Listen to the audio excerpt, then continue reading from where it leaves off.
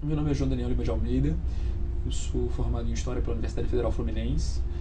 mestre em Relações Internacionais pela PUC-Rio, onde eu iniciei e interrompi o doutorado também em Relações Internacionais. Durante boa parte da minha carreira eu fui professor e continuo sendo professor. Dei aula em escolas de ensino médio e ensino fundamental, fui professor do curso PH, fui professor do Colégio Pedro II, e mais recentemente dei aula na Universidade Cândido Mendes, onde eu fui coordenador da graduação e da pós-graduação em Relações Internacionais, dei aula na graduação da PUC do Rio, e desde 2003 eu trabalho com preparação para alunos que vão fazer o concurso de admissão à carreira diplomática, o CACD, organizado anualmente pelo Ministério das Relações Exteriores.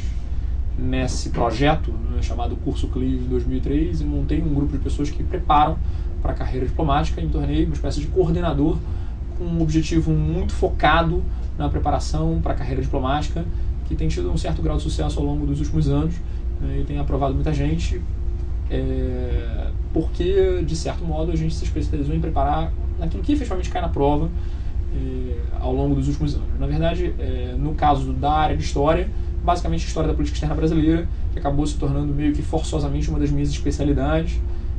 um campo talvez adicional de estudo da História que nas faculdades de História era muito pouco visto. Isso é visto nas faculdades de Relações Internacionais, você tem matérias de História da Política Externa Brasileira, de Política Externa Brasileira, na UNB isso é muito forte, até certo ponto na PUC do Rio isso também era bastante forte, mas para as pessoas formadas em História isso é muito raro. Muito raro você ter uma matéria específica de História das Relações Internacionais, e acabou que eu me especializei nesse mercado de nicho e consegui, de certo modo, construir uma carreira razoavelmente bem sucedida na área de preparação para a carreira diplomática e na área de História da Política Externa Brasileira. Minha experiência ao longo da carreira docente, que já tem quase 2 décadas, já tem mais de 15 anos, é que, como tudo tem história, o profissional que quiser trabalhar com história pode pensar um pouco fora da caixa, no sentido de não reproduzir o modelo tradicional de mestrado, doutorado, pós-doutorado, professor universitário, até porque não há vaga para todo mundo. Embora essa seja a carreira tradicional, não necessariamente é uma carreira que traz sucesso, respaldo para a sociedade ou mesmo bem-estar. É muito comum professores universitários ou mesmo professores de ensino médio serem incrivelmente frustrados, e minha experiência em sala de professores demonstra que a sala de professores é um lugar onde você tem muita gente triste, muita gente frustrada, muita gente que reclama da sua carreira, da falta de valorização, da falta de salário, de que trabalha muito. Talvez reconhecer que você, futuro profissional de história, formado em história, tem um tesão muito grande em contar a história, juntar isso com outras coisas muito legais e que você gosta muito. Resgatar quase que o elemento infantil, lúdico, de que você é, antes de mais nada, um contador de história, ou no sentido grego, uma espécie de Heródoto, um investigador, que é a origem semântica da palavra história em grego, um investigador de alguma coisa que te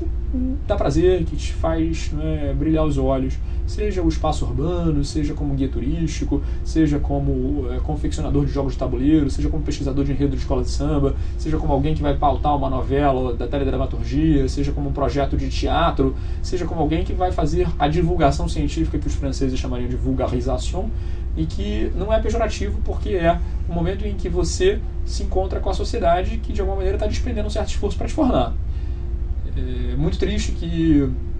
hoje em dia há greves de professores universitários demorem 3, 4, 5 meses sem que a sociedade se importe minimamente com isso, como se importa, por exemplo, com greve de banco, com greve de correio,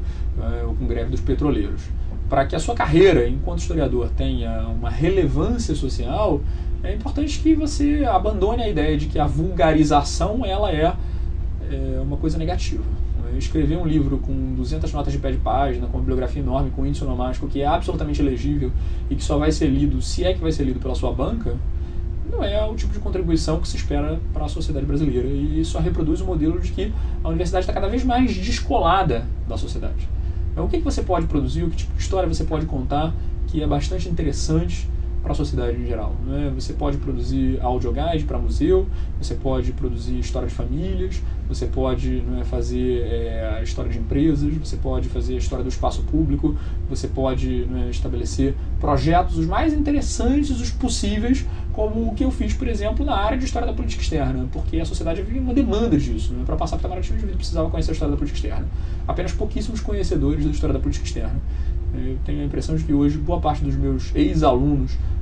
que se formaram, ou que passaram, ou que não passaram, e que começaram a estudar a história da política externa comigo, né, foram fazer mestrado em História das Relações Internacionais, foram estudar a história da política externa brasileira, né, e que teve um papel de reprodutibilidade a respeito de que um campo tão importante da história, que é a história da ação internacional do Brasil, no momento em que o Brasil está cada vez mais tendo um papel internacional significativo, eu considero, né, que tive aí um certo papel de reprodutor. Né, e que tipo de papel de reprodutor você, que é o futuro historiador ou sociólogo, né, formado,